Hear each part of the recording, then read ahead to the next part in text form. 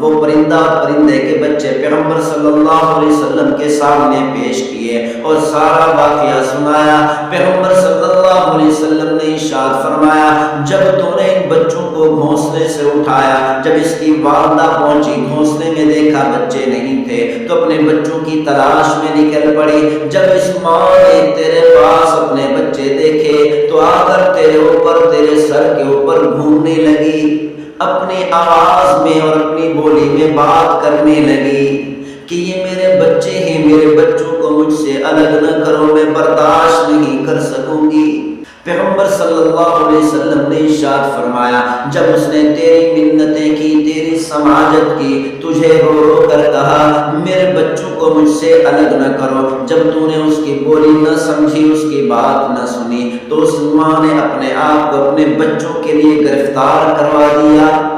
اور پیغمبر صلی اللہ علیہ وسلم نے ارشاد فرمایا، جو مسلمان صبح کے وقت اپنے والدین کی زیارت کرتا ہے، اللہ تعالیٰ اس زیارت کرنے والی اولاد کو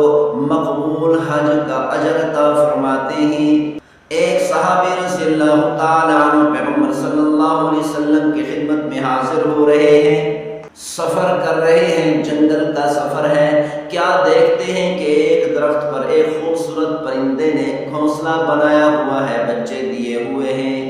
صحابی رضی اللہ تعالیٰ عنہ فرماتے ہیں وہ بچے بڑے خوبصورت لگے، وہ پرندہ بڑا خوبصورت لگا،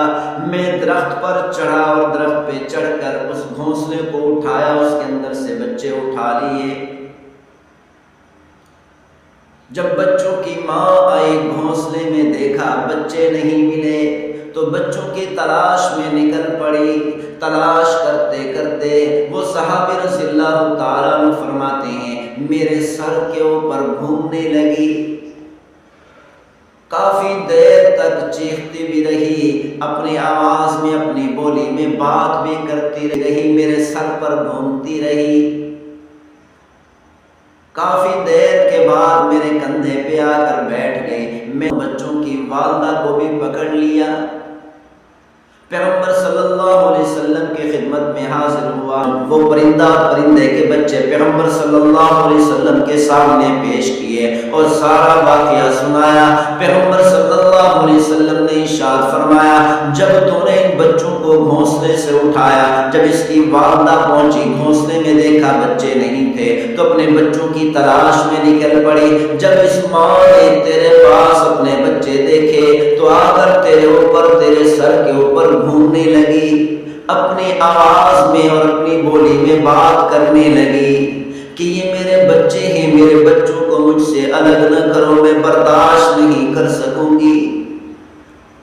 پیغمبر صلی اللہ علیہ وسلم نے ارشاد فرمایا، جب اس نے تیری منتیں کی، تیری سماجت کی، تجھے رو رو کر کہا میرے بچوں کو مجھ سے الگ نہ کرو، جب تو نے اس کی بولی نہ سمجھی، اس کی بات نہ سنی، تو اس ماں نے اپنے آپ کو اپنے بچوں کے لیے گرفتار کروا دیا۔ ماں نے کہا گرفتار رہوں گی، قید میں رہوں گی، کم از کم اپنے بچوں کے ساتھ رہوں گی۔ پیغمبر صلی اللہ علیہ وسلم نے اس صحابی رضی اللہ تعالیٰ عنہ کو فرمایا، جاؤ اسی درخت پر، اسی گھونسلے کے اندر ان بچوں کو واپس چھوڑ کے آؤ۔ ماں ساری زندگی، ساری عمر اپنی اولاد کی خدمت کرتی ہے، والد ساری زندگی اپنی اولاد کی خدمت کرتا ہے، اپنی اولاد کے لیے کماتا ہے، اپنی اولاد کے لیے روزانہ صبح سے لے کر شام تک مزدوری کرتا ہے، صبح سے لے کر شام تک اپنے بچوں کے لیے، اپنی بیوی کے لیے، اپنے گھر والوں کے لیے روزی کما کر آتا ہے، اپنے آپ کو تھکاتا ہے، خون پسینہ بہاتا ہے۔ دنیا کا سب سے سستا ترین مزدور باپ ہے، جو اپنی اولاد کے لیے ساری زندگی خدمت کرتا ہے، اپنی ساری کی ساری عمر اسی میں لگا دیتا ہے، اپنی اولاد کوئی خون پسینہ کی اجرت نہیں لیتا،